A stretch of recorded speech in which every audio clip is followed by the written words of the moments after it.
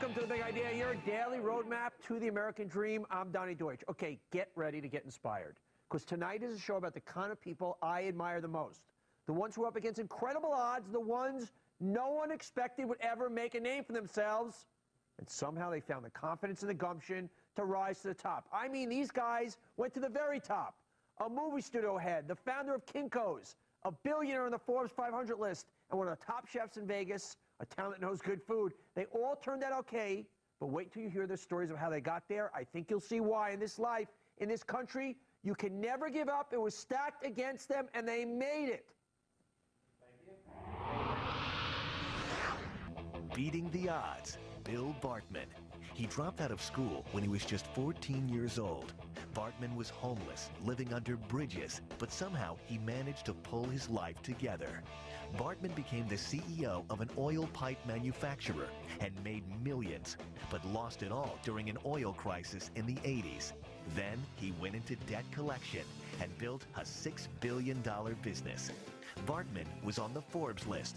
He was the richest man in America that no one had ever heard of. Then, scandal ruined his business and almost sent him to prison.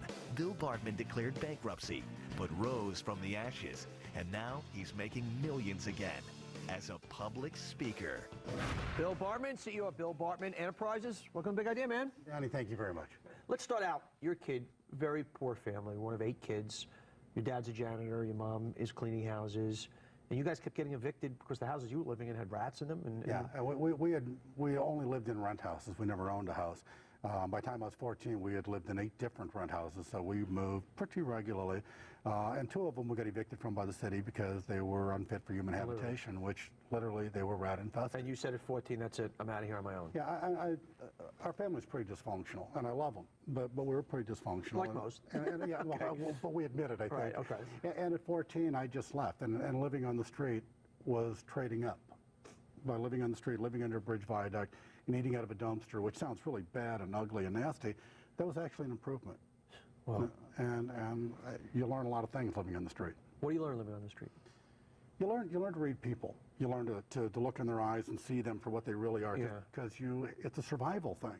Because you get hurt so bad on the street if you aren't good at knowing who's a good guy and who's a bad guy and who will take advantage of you and who won't.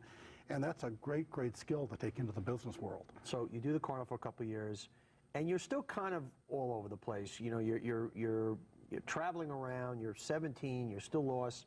And there was a moment who your now wife, then 14-year-old girlfriend, pretty much. She did. Set you on the right course and did the riot act. Yeah, Kathy's my hero. We met when I was 14. She was 11. We dated for 10 years. We've now been married for 33. And she's my reason. She's my reason for everything. You can fill in the blank. You know, Bill is, and then whatever you put in next, it's Kathy's credit that I'm there. At 14, one night, I was 17, she was 14, I was driving her to work. She was a Girl Scout counselor, and we're driving along in my car, and I'm talking like I always do, and all of a sudden, she just slaps the dashboard as hard as she can with her hands to stop the car. I went out, and I'm thinking, like, what's up with this girl? What's going on? And I don't know what to do, so I pull the car over the side of the road. She gets out, she slams the door, sticks her head back in the window of the car, and says, I never want to see you again. And I'm going, why? And I had this deer in the headlights, dumb look. And she said, I love you, but I can't stand being around you when you put yourself down. And that was the first time 2 things ever happened in my life. One, that I realized I was putting myself down all the time, driving my baggage behind me, and that somebody whom I loved and respected saw value in me. Yeah, so that was kind of a real aha moment there.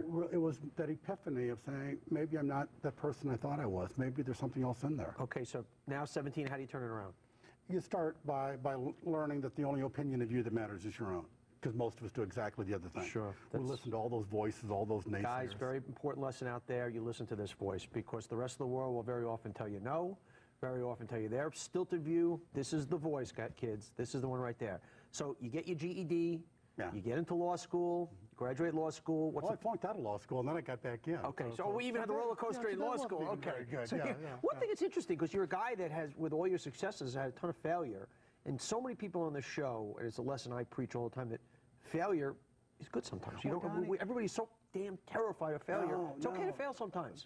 Failure is a great thing, and it sounds antithetical and sounds stupid, but I do not know a successful person who hasn't failed. The difference. Not only have they not, their failures tend to be very big turning point moments in their lives also. Yeah. So. Well, the difference between unsuccessful people and successful people, both of them have failed, but unsuccessful people are still living in their failure. They're still acting like it's them.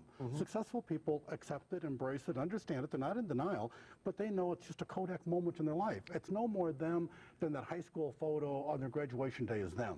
It was them. It's a great way of looking at it. That's a great way of looking at it. But instead of owning the failure, saying, this is Tuesday, the 17th of March, this date, failure day, failure moment, this doesn't define me. On the same token, you can't own the successes for your entire life also. That's a great exactly right. It's a great way of looking at it. I've never heard that before. That's fantastic. You by failure, but you should never be awed by success. Yeah, that's you should just be happy in both ends. Okay. How did you first start that pipeline business?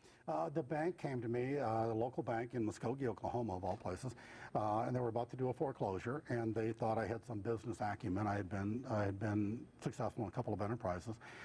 They asked me if I'd go in and liquidate the company for them. I went in, spent 30 days, and said, I don't think I'd liquidate it. I think you ought to infuse some money in it, and if you do, I'll run it, I'll own it, I'll take it off your books, and I'll turn it into something. And fortunately, I was able to do that. Do it, start making $1 million a month, and then OPEC. Yeah, in 1986, price of oil went from $40 a barrel to 14. Now, most of us as citizens would cheer that. Yeah, not good in your business. But if you're in the oil supply business, that's a bad day for you. So we went broke. Okay, first broke moment. Once again, you pick yourself up again, and you go into the business which you would eventually be worth $3.5 billion, basically the buying bad debts. Yeah, we started a debt collection business from our kitchen table. I say we, my wife, Kathy, and me. We borrowed $13,000 from the very bank that I owed $1 million to, from the failure I just survived. Okay, give me the one, because this is important for people out there. Now, you're in hock for $1 million. Correct. A lot of people at that point either curl up into a ball, or they say, I gotta go join the Peace Corps, or whatever the hell they're gonna do, start drinking. Give me the motivational moment there where you go, no, I'm $1 million on the downside here, but I'm going to go aggressive and borrow more money. It was even crazier than that.